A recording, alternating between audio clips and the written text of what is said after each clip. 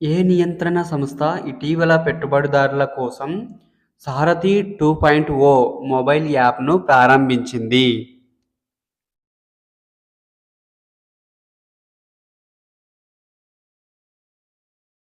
SEBI సంస్థ.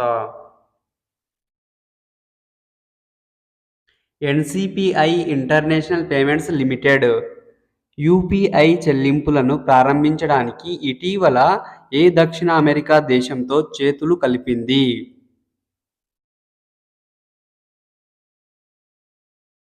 పేరు దేశం.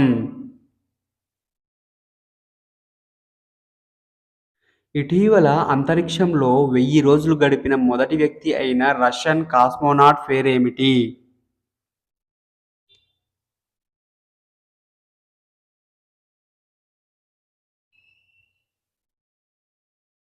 ఓలెగ్ కొనోనెంకో. ఇటీవల భారతదేశం ఏ దేశంతో బయోఫార్మాస్యూటికల్ కూటమిని ప్రారంభించింది?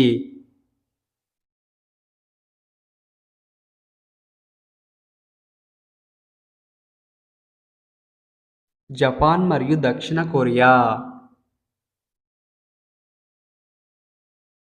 భారత తొలి మానవ సహిత అంతరిక్ష యాత్ర గగన్యాన్‌ను ఏ సంవత్సరంలో చేపట్టనున్నట్టు ఇటీవల ఇస్రో చైర్మన్ ప్రకటించారు?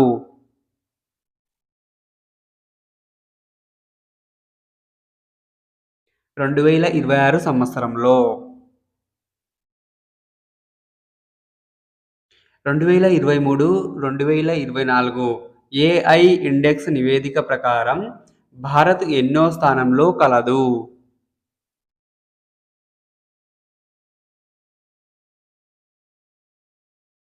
7వ స్థానంలో కలదు.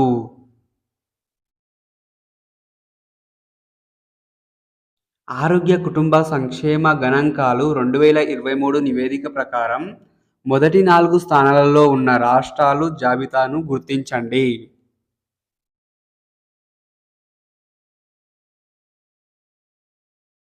రాజస్థాన్, ఆంధ్రప్రదేశ్, గోవా, ఛత్తీస్గఢ్.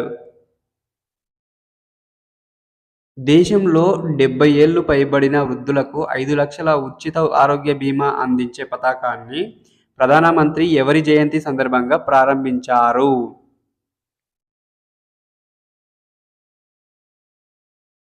ధన్వంతరి జయంతి సందర్భంగా ప్రారంభించారు.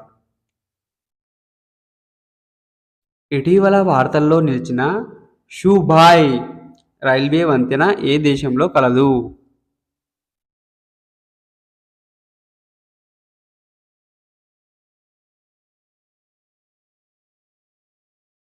చైనా దేశంలో కలదు. COP29 సమావేశంను అజర్బైజాన్లోని బాకులో ఏ తేదీన నిర్వహించారు?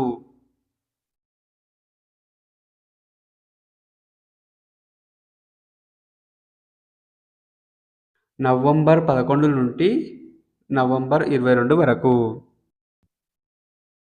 For next part video, please subscribe this channel.